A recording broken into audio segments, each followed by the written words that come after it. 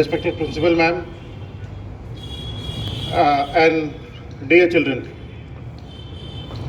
It is a wonderful opportunity, and I am humbled at having been given this opportunity to speak to the young and the ignited minds, which are the future of this country, who will hold the reins of this nation, of this society in the next few years. And you are what we call the Gen X, Gen Y, or generation. There are different ways in which we pronounce the new generation. Some say Gen X, some say Gen Y. And so basically, the future of the country is standing right in front of me. And I'm indeed very proud to be speaking to you all guys. I'm also very thankful to the CTO, who will be very shortly, will be the ANO, Richa, for having introduced me as one of the heroes.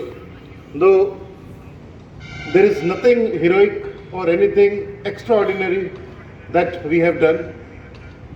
Point that I'm coming to is, why do we call army people heroes? Because it is not that we do anything extraordinary. It is simply the normal, ordinary thing is being done by us in an extraordinary manner. So that in itself makes a kind of a difference, and the level with which the society looks up to the defense forces in general, Army, Navy, Air Force in particular, is the reason. Coming to my journey, as I have been told that I must share my experiences of this last almost 32, 33 years that I have been in the Army. I passed out from class 12th in 1988 from Army Public School, Delhi. Thereafter, in January 89, I joined the National Defence Academy. I am sure many of you must also be planning to join National Defence Academy, and through that going into various streams, that is Army, Navy, Air Force, and subsequently looking after and serving the country through whatever means. So not only those who are going to Army, but everybody else who also would be serving the country through various means and various activities, businesses, professions. Coming to that a little bit later. So I finished my training from NDA in 1991, went to Indian Military Academy, Dehradun, and completed 1 year training there, and was commissioned into the Regiment of Artillery in December 1992. For those who are uninitiated into the Army or what are the various regiments, artillery is the one which has got the long range weapons. That is, Hindi mein jisko top bolte hain. The guns, smaller ones the rifles, and the bigger ones which fire at a distance of ranging from 1 kilometer or 2 kilometers to almost 50 kilometers. That is all the guns and missiles which you all must be reading or seeing in the newspapers or on the TVs.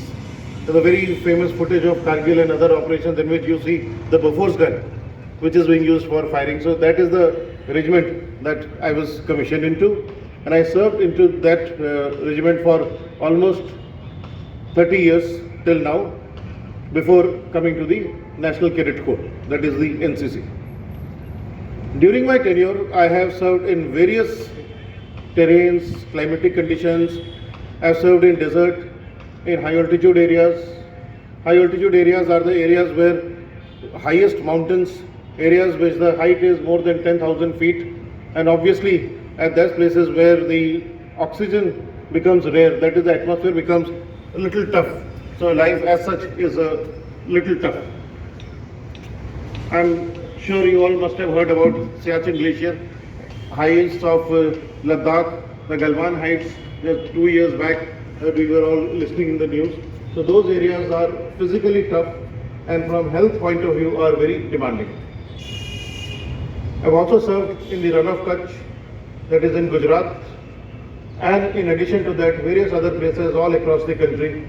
So in the last these 32 years, I can say that I have fairly enough experience to guide, motivate, and to share my views and experiences with the next generation, which can help them in making up their mind and in deciding what kind of career, what kind of choice they have in front of them and how should they plan and move ahead in their lives. The spectrum to which I am addressing this, I think, starts from primary wing, from primary wing के बच्चों से लेकर के almost I think secondary 6 to 10th is here. till 8. 10th. 10th. Okay, so this is the spectrum is from class 5th to 10th. So maybe those in the 11th, 12th might be able to understand what I am saying better, but for everybody else, so I'll keep the talk or my discussion very generic and will not take more than 5 minutes from this point.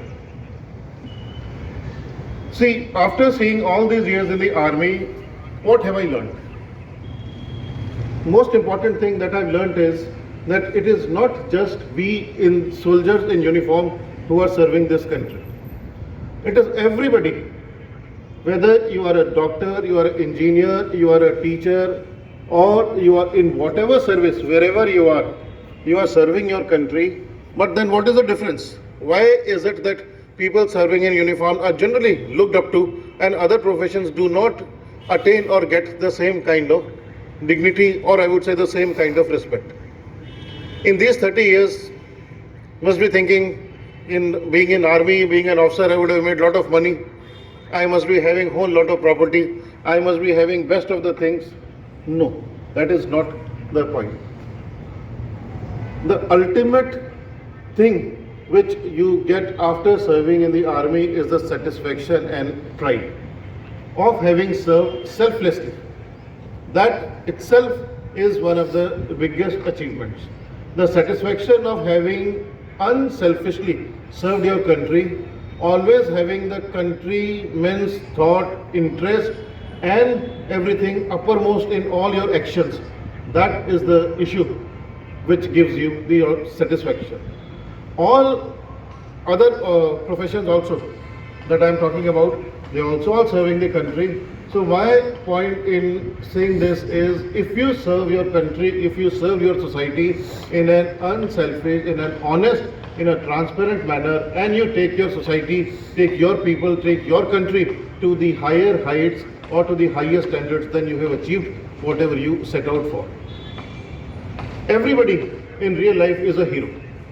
Anybody who is doing anything for the society, anything for the downtrodden, who is looking after the nature, या जो उसको हम हिंदी में कहते हैं हमारे वैदिक संस्कृति, anybody who is following that Vedic Sanskriti, specifically I am not saying religion, faith are totally different aspects. I am only referring to the Vedic Sanskriti which says Vasudhaiv Kutumbakam, या जिसको that the nature is what we all are, what the nature has given us, and let us all in our turn give back to the nature, so that the next generation, the people who are coming after us, have a even better and a happier and a satisfying time. How do we do that? Simple thing is that this whole thing, global warming, this thing and all these things which have started now on social media, World Environment Day, these things, we have learned thousands of years back. Our great Rishi Munis, through our Vedic Sanskriti or the Vedic civilization, have already taught these things to us. Only thing is, we need to go back to our roots. Let us be proud of our heritage. Let us imbibe the thoughts and those beautiful things which have been given to us in the heritage. That is, जो चीज़ें हमें विरासत में मिली हुई हैं, हमें उन चीज़ों को संजोना है, उनको आगे बढ़ाना है और उन चीज़ों को आगे लेकर के चलना है. So my advice to all these young children, as also to all the teachers who are standing here, because teachers, in my belief, are the most important pillars of the country. The young generation will lap up and learn everything, whatever you tell them. So the conduct at your level is something which they are going to learn. As on date, I may have forgotten my hundreds of instructors who might have taught me, but मुझे आज भी जो हमारे teachers थे, चाहे first class, second class या 10th 12th तक जो भी थे, आज तक भी उनकी सारी बातें याद. So teachers, as I told you earlier, have a very important part to play on these young and the impressionable minds, which are like clay. The way you mold them today, after a few years, they will get into that particular frame and then it will be very difficult to change. So the values and the things which have been inscribed to us in our heritage, please instill a sense of pride for them. So this is my request to the teachers wherever I go, and I meet even my associate NCC officers and the other CTOs, and in all my talks whenever I have. So this is one of the point which I always try and put across, because I am a firm believer in the Vedic heritage, and I feel that everybody, each one of us, from the starting point, we must get into it and learn. So I would like to thank the principal once again, and all little children who are here. And I hope that most of you, when you reach your class 8th, 9th, or 9th, 10th at the NCC level, please come, please join the NCC, do a bit of military training, because ultimately army teaches you discipline, honor, and the way to take pride in yourself.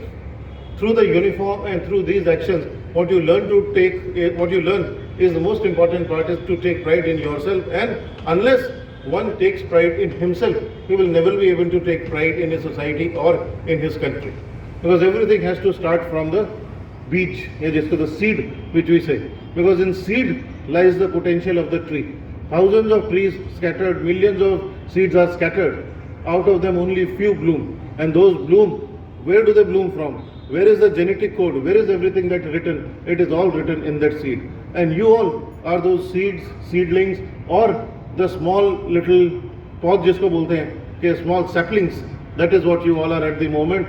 And it is our duty to ensure that these saplings grow into fully matured and huge trees. The kind of trees which will tomorrow provide shade, fruits to the society, to the people, shade, fruit and oxygen and everything. So that is my prayer for all of you, for everybody, and that is also my wish, that you must do your best, be successful in life.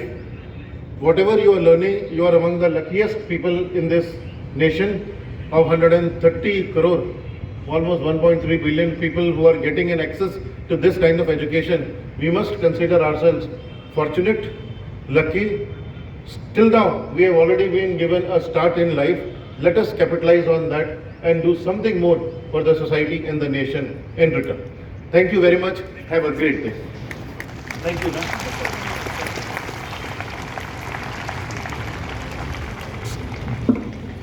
Thank you, sir, for your inspirational words. Before I leave the stage, I'll only say, some people live an entire lifetime and wonder if they have ever made a difference in the world. But the soldiers don't have that problem. Thank you everyone for your patience listening. Have a blessed day ahead.